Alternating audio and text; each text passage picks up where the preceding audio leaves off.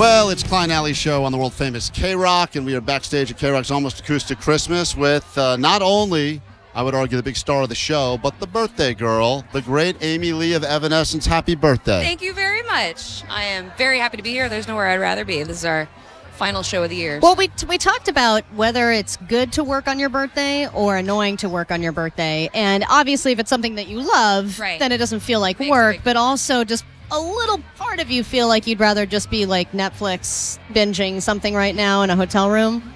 No. Okay. You know what's cool?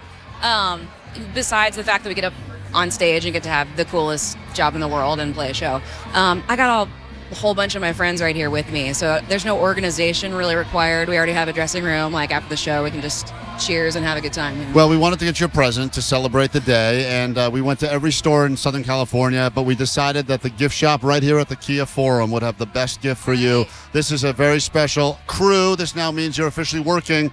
It's a KROQ KROQ shirt. There you go. With a skull on it. It's black. You'll love it. That's Anything yours. Black. That's totally non-refundable, so please keep that and enjoy it. Wear it proudly. Thank you so much. Absolutely. I want to talk about the big announcement because when you announced this world tour, everyone got very excited. This is the first headlining world tour in 4 years. But everyone was confused because they go, there's no LA date on the tour, yet every other date was there. You're going to a lot of countries, a lot of shows. And we were able to announce at KROQ's Almost Acoustic Christmas that you will be right back here in the Forum in July for an LA show because you have some serious hardcore Southern California fans. We do. So what does it mean for you to play here tonight? Is it like a practice for the big July show? Yeah, we were talking about it. It's funny. I don't know that we've ever actually played here. Like, really? We've done the stadium and we've done all those things. But you were at the Hollywood Bowl recently? Yeah, but I don't feel like we've done the Forum. It's just all a blur. But that makes sense. I probably would be for me if I was doing it. It feels like a blur for us. Yeah. We're not even singing. Yeah, but we're very excited. It seems like you guys are having a blast. You just performed with Metallica, and that was an incredible experience. Are you noticing a new generation of Evanescence fans and people who were fans growing up that now have kids that listen? Like, how has it changed over the years? It's just a big, ever-expanding family around the world, honestly. It's been such a beautiful thing to, watch it grow way beyond where I thought we'd be still growing as far as that's concerned. When we were doing this starting out in 2003, everything big, number one, blah, blah, blah. I was like, okay, let's see how long we can make this last. Yeah.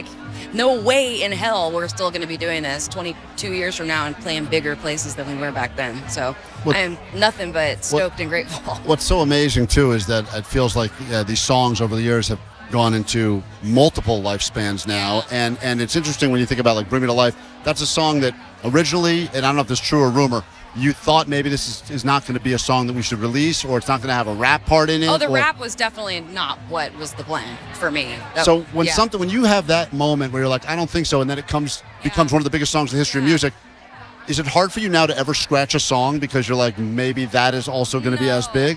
No, it's funny. You would think you would know also, did you know that would be a hit? I really didn't. I thought Going Under should be the first song. And Afterlife has done really well for us this year. I love it. It was so fun to do, but it wasn't that there was something about it that I was like, oh, this is miles apart from every other song. No, it's just it's great. They're all great. I don't know. I guess I'm just not very good at well, it's that's what making videos is like. What's gonna hit, on when you make a video, and it's never the thing you expect. It's a lot of things that weigh into that. Timing and the moment and, I don't know, the energy, but it's really cool to be doing it still. You picked up a new instrument with the harp. I know it's not new for you now, but was there a moment where you were like, why did I pick the heaviest instrument? It was already a grand piano. Because I always think, people who did cello and harp and the grand piano, those are the most annoying instruments to lug around. Was there ever a moment where you were like, why didn't I pick the harmonica? It's probably just pride. I want the biggest, most dramatic, celestial instrument that no one can deny. That's what my grandma used to make that joke every time I'd be lugging my big 88-keyed keyboard down the staircase. She'd be like, why didn't you play the flute? I'd be like, you have a backpack version, or you're always rolling? No, it's too big for that. It's like a rolly backpack? I think it's respect, too. The more you play it, the better you are, the bigger they get, right? Over the years. It's like a black belt in karate. Yeah. The bigger the instrument, the more respect. I've always thought it's interesting, and the gaming community has embraced Evanescence in such a big way, and you are a gamer, and do you ever game with people that have no idea, like that you're playing you're just like, I just smoked some 12-year-old. Oh no. Never happens? No, I haven't actually. That's funny. I guess those aren't really my usual type of games. Unfortunately, like they're more like either the solo player thing or, chilling with my son. Like, I mean, we'll do a little Fortnite. I guess nice. I guess that's happening. Yeah. I'm never like, guess what? Guess who I am? I just picture you at home yelling at the screen. Take that. Yeah. We wanted to talk, and Allie brought this up earlier, but you're married to a therapist. Allie's wife's a therapist too. We're here talking about mental health right now. Well, one thing I wanted to bring up is, I wanted to ask you, is it impossible? Do you agree that it's impossible to fight properly with a therapist when you're married? Because I always have the most complicated fights with my wife because she knows her stuff. It's like Jedi mind trick. She can pathologize. She can be like, well, you're projecting. And then all of a sudden it's like back around. Yeah, she knows all the words and all the things. And I'm like, whoa, what's happening right now? But it's also very helpful for obvious reasons because I feel like I've gotten so good at communicating and what I need to communicate and hearing people and taking my ego out of it. Yeah. So what's it been like for you? Oh God.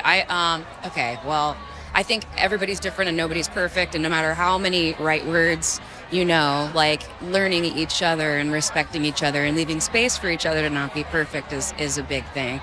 And knowing when you need space from each other too. Like, we've been married for 18 years now. And I love being together, and we have an amazing son, Jack, he's 11.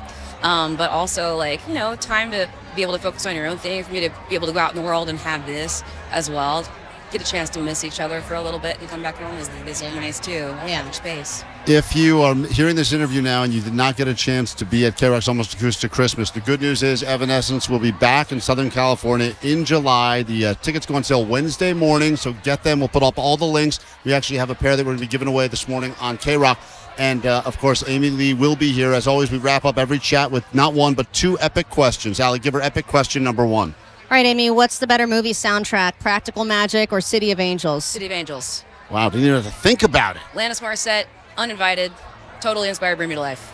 Yeah. You, like me, enjoy living life barefoot. You've been barefoot many a times because you like to feel grounded. But being barefoot on stage is dangerous. There's wires. There's things to trip on. Any injuries while enjoying the barefoot lifestyle? I don't usually do that on stage. I do think that would be dangerous. Yes. There's spit up there. There's broken things, nasty bits of tape. So never on stage. I mean, I have done it before, but that's not. No, I need big, heavy, chunky, stomp your face boots. That's good. more of my. Yeah. Well, Florence Welch, she was always barefoot, and she's had a lot of gnarly ass injuries. Yeah. I think she was like bleeding out her foot for an entire show, and she was like, but I got to do my spins in my bare feet. I have sausage toe because I smashed my foot into a table. It's a real condition. Guys, we love Evanescence. That's a warrior story. This has been a relationship now for over 2 decades with KROQ. The band is as big now as ever. The songs are so great. The new album, just want to mention, I don't ask too much about it because I know it's going to come out, but the new songs will be played on the new tour. Oh, hell yeah. And you're very That's excited. what the tour is for. It's weird to announce the tour before the album is quite done. I know. It's kind of like weird panic happening inside me, but we've got it. I'm very, very excited about the new music. Yes, we are not going back out there without an album full of new shit. So get ready. Lots and lots of Evanescence in your future, and we'll give away some tickets. Once again, the great Amy Lee on KROQ.